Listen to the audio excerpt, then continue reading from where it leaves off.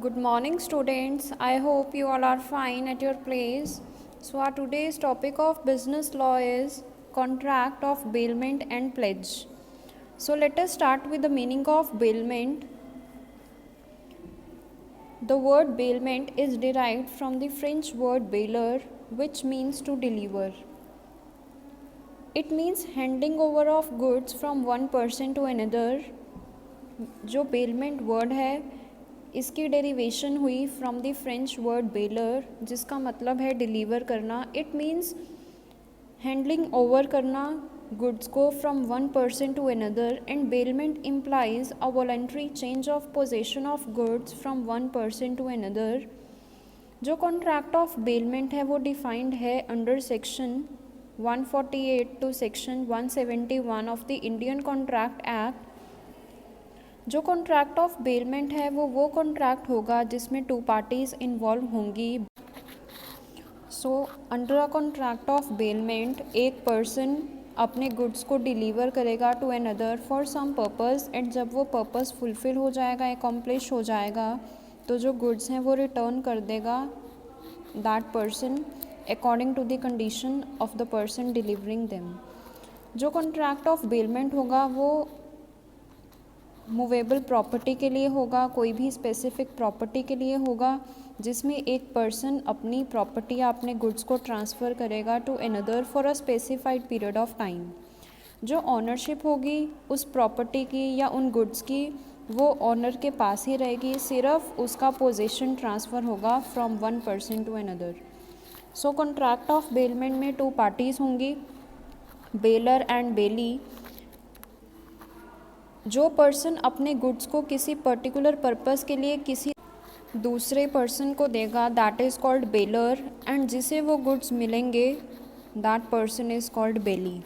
तो under a contract of bailment two parties होंगी, bailor and bailee. जो bailor होगा वो गुड्स का ऑनर होगा और वो एक पर्टिकुलर पर्पस के लिए अपने गुड्स को दूसरी पार्टी को हैंड ओवर करेगा, that person is called baler. जो बेलर होगा वो गुड्स का ऑनर होगा, एंड जिसे गुड्स बेलर देगा एंड जिसे वो गुड्स मिलेंगे दैट पर्सन इज़ कॉल्ड बेली. अब जो बेली है वो पर्सन होगा जिसे बेलर के गुड्स मिलेंगे, एंड जब उसका पर्पस कंप्लीट हो जाएगा वो उन गुड्स को रिटर्न कर देगा to the owner of goods. So bailor possession को ट्रांसफ़र करेगा, ऑनरशिप गुड्स की उसी के पास रहेगी. Bailment and sale both are different terms. Under contract of sale जो ऑनरशिप है, जो पोजेशन है, सब कुछ ट्रांसफ़र हो जाएगा from one person to another. But under the contract of bailment only possession transfer होगा from one person to another. जो ऑनरशिप है वो ऑनर के पास ही रहेगी. बेलर गुड्स का ऑनर है एंड बेली उन गुड्स को यूज़ करके उन गुड्स को रिटर्न कर देगा टू बेलर. बेलमेंट हमेशा मूवेबल प्रॉपर्टी के लिए होगा, it is not for the immovable property. For example like अगर आपने अपने लैपटॉप को रिपेयरिंग के लिए दिया that is also called bailment. And अगर आपने अपनी कार सर्विस के लिए दी है that is also called bailment. So under a contract of bailment two parties होंगी, bailor and bailee. As a bailor अगर आप कार के ऑनर हो, अगर आपने अपनी कार को सर्विस के लिए दिया है टू सेकेंड पार्टी, तो जो वो पार्टी होगी वो बेली होगी. जब उसका पर्पस कंप्लीट हो जाएगा, जब कार की सर्विस हो जाएगी, तो वो आपकी कार आपको रिटर्न कर देगी. So under a contract of bailment two parties involve होंगी, बेलर एंड बेली. जो बेलर होगा, जो गुड्स का ऑनर होगा, वो सिर्फ अपना पोजीशन ट्रांसफ़र करेगा टू एन अदर पर्सन. जो ऑनरशिप रहेगी गुड्स की वो उसी के पास रहेगी, एंड जिस पर्सन को वो गुड्स मिलेंगे for the particular purpose that person is called bailee. And जो बेलमेंट होगा वो ओनली मूवेबल गुड्स का होगा. Next comes characteristics of bailment. तो कुछ फीचर्स होंगे बेलमेंट कॉन्ट्रैक्ट के. First is bailment is a contract. जो बेलमेंट है वो कॉन्ट्रैक्ट होगा एक, बिकॉज एक कॉन्ट्रैक्ट असेंशियल होगा, टू पार्टीज़ के बीच में होगा. बेलर एंड बेली जहाँ होंगे, जो बेलर होगा, जो गुड्स का ऑनर होगा, वो अपने गुड्स को स्पेसिफिक टाइम पीरियड के लिए, पर्टिकुलर पर्पस के लिए बेली को अपने गुड्स देगा। उनमें एक कॉन्ट्रैक्ट होगा, एक एग्रीमेंट साइन होगा। सो जो बेलमेंट है वो क्या है, एक कॉन्ट्रैक्ट है। Next, bailment is of movable goods. जैसे कि अभी मैंने आपको बताया कि जो बेलमेंट का कॉन्ट्रैक्ट है वो 2 पार्टीज़ के बीच में होगा, but it is made only for the movable goods, और the possession can be only of the movable goods. So it is for the movable goods. जो इमूवेबल प्रॉपर्टीज़ होंगी लाइक लैंड एंड बिल्डिंग, तो इन सभी चीज़ों के लिए ये कॉन्ट्रैक्ट नहीं बनेगा। It is only for the movable goods. Next, bailment involves transfer of possession of goods. Under a contract of bailment, जो बेलर होगा वो ओनली अपने पोजेशन को ट्रांसफ़र करेगा टू द बेली, जो ऑनरशिप होगी वो उसी के पास रहेगी। Next, the transfer under bailment is temporary. जो ट्रांसफ़र होगा गुड्स का under a contract of bailment, वो एक स्पेसिफिक ऑब्जेक्टिव के लिए होगा, टेम्परेरी पीरियड के लिए होगा। जब वो ऑब्जेक्टिव फुलफ़िल हो जाएगा तब जो बेली है वो बेलर के गुड्स को रिटर्न कर देगा। So that transfer is temporary. The goods must be delivered to the another person. In the contract of bailment, it is important that the goods are delivered to the bailey. Under a contract of bailment, it is mandatory और it is necessary कि जो आप goods दे रहे हो वो किसी दूसरे person को दे रहे हो, that is called bailey. अब जो बेलर है अगर उसने कॉन्ट्रैक्ट किया होगा सेकेंड पार्टी के साथ, बेली के साथ, तो उसकी क्या रिस्पॉन्सिबिलिटी होगी कि वो अपने गुड्स का पोजेशन अपने पास नहीं रखेगा, अपने गुड्स को वो डिलीवर कर देगा to the second party, that is called bailee. Next, the bailor has the right to return the goods. जो बेली है जब उसका स्पेसिफिक ऑब्जेक्टिव एकम्प्लिश हो जाएगा तो उसकी रिस्पॉन्सिबिलिटी होगी कि वो उन गुड्स को बेलर को हैंड ओवर कर दे, उस ऑनर को हैंड ओवर कर दे। तो जो बेलर है उसका एक कंप्लीट राइट होगा उन गुड्स पे। Next comes the delivery of goods in a contract of bailment. First is actual delivery. Actual delivery means when the goods are actually delivered in physical terms. It is said to be an actual delivery. For example, आपने अपना TV set एक mechanic को दिया repairing के लिए और ख़ुद hand over किया उस टीवी सेट को टू दैट मैकेनिक। और अगर आपने स्टिचिंग के लिए अपने क्लॉथ को टेलर को हैंड ओवर किया, that is called actual delivery, जो आपने फिज़िकल टर्म्स में की। Next, constructive delivery. Physical transfer of goods is not essential in the constructive delivery. इसमें क्या है, जब आपने फ़िज़िकली ट्रांसफ़र नहीं किए अपने गुड्स, लाइक एक पर्सन ने रेडियो बाय किया एंड उस रेडियो को उसने अपने पास नहीं रखा एंड उसने उस रेडियो को सेलर के पास ही छोड़ दिया सो दैट कि वो अपना कैबिनेट रेडी कर ले पहले।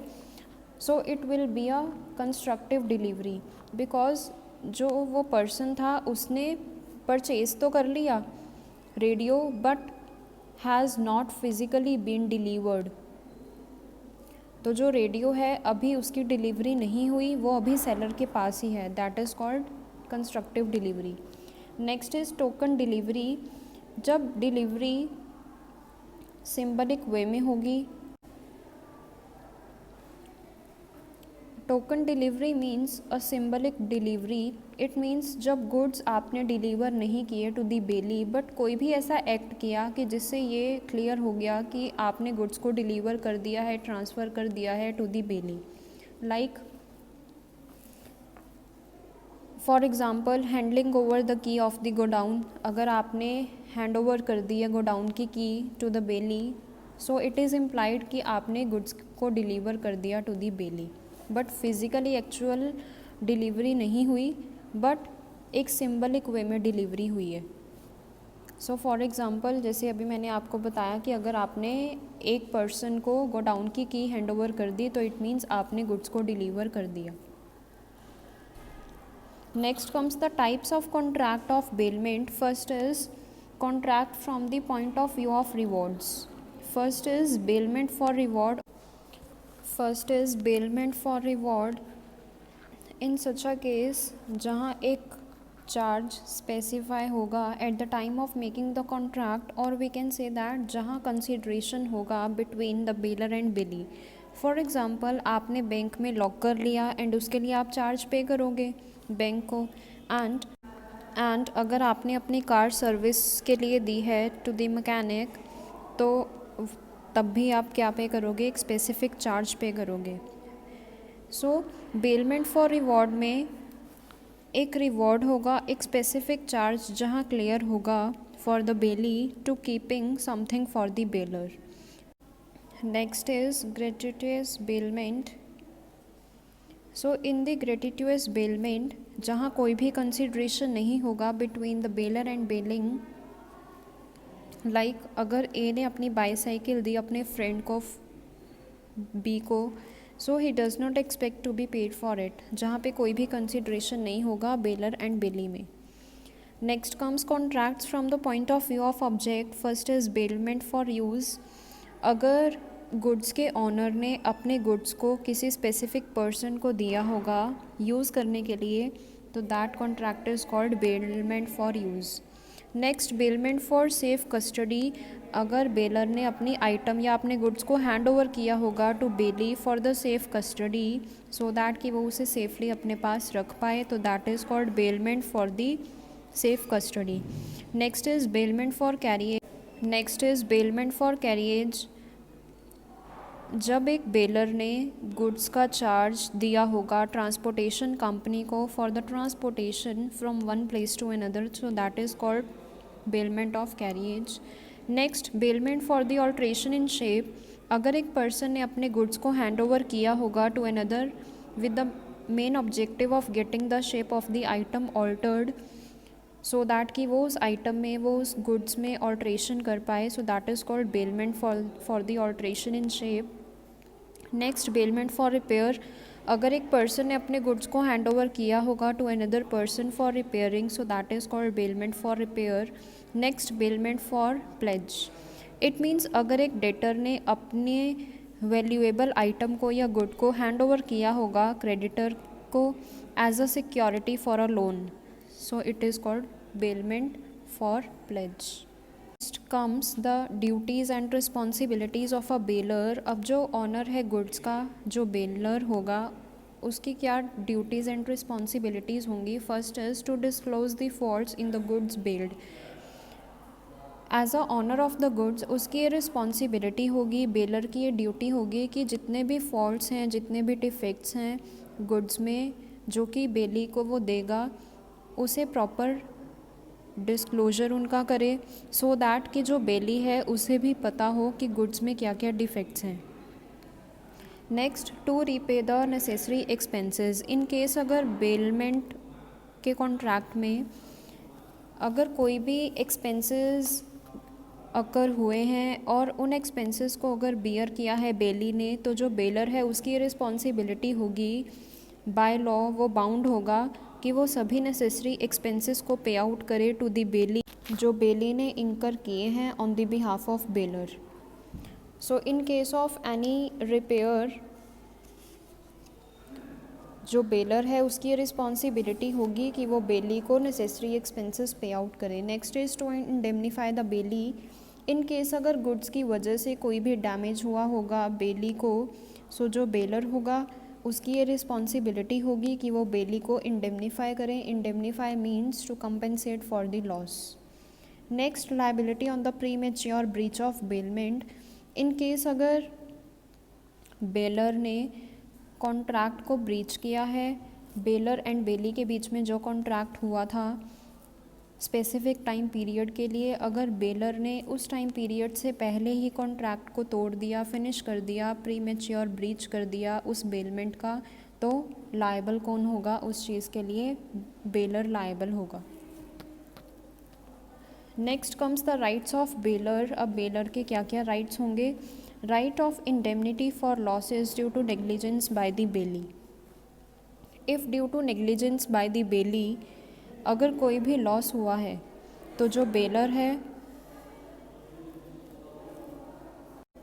उसके पास ये कंप्लीट राइट होगा कि वो बेली से क्लेम कर सकता है फॉर ऑल द डैमेजेस और द लॉसेस सो उसका राइट होगा right of indemnity for losses due to negligence by the bailee.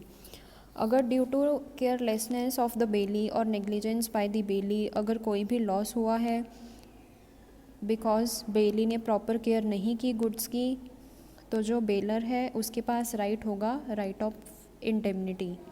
सो वो क्लेम कर सकता है लॉसेस के लिए from the bailee. Next, termination of bailment on the inconsistent use by the bailee.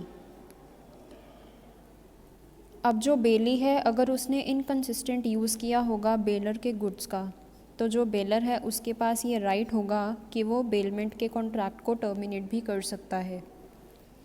Next, compensation for unauthorised use by the bailee. At the time of making the contract of bailment ये clear होगा कि जो bailee है उसने किस manner में goods को use करना है।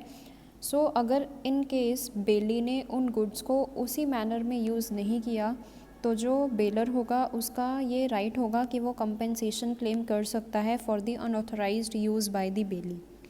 Next, compensation when the bailee mixes the goods bailed with in own goods. तो बेलर के पास ये भी राइट होगा कि वो कंपेंसेशन क्लेम कर सकता है इन केस अगर बेली ने अपने गुड्स के साथ साथ उन गुड्स को भी मिक्स आउट कर दिया जो बेलर ने उसे दिए हैं for the particular purpose. Next, right of return of goods in case of gratuitous bailment. In case जहाँ पे कोई भी कंपेंसेशन नहीं होगा, लाइक एक पर्सन ने अपने किसी फ्रेंड को अपनी बाईसाइकिल यूज़ करने के लिए दी, तो वहाँ कंसिडरेशन तो नहीं होगा। सो इस केस में जो उसका फ्रेंड है उसका ये राइट होगा कि वो उन गुड्स को रिटर्न करेगा अपने उस फ्रेंड को वो बाईसाइकिल उसके रिटर्न करेगा। सो बेलर का ये राइट होगा कि वो उन गुड्स को वापस ले ले इन केस जहाँ कोई भी कंसिडरेशन नहीं होगा between the bailor and Bailey.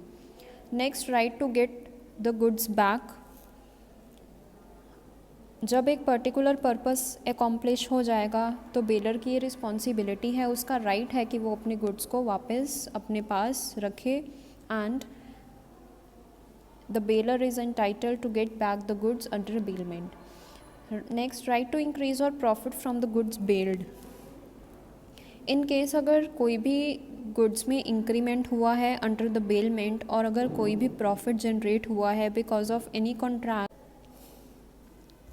So under the contract of bailment जो बेलर है उसके साथ वो इंक्रीज़ और प्रॉफिट्स शेयर किए जाएंगे, ये भी उसका राइट होगा।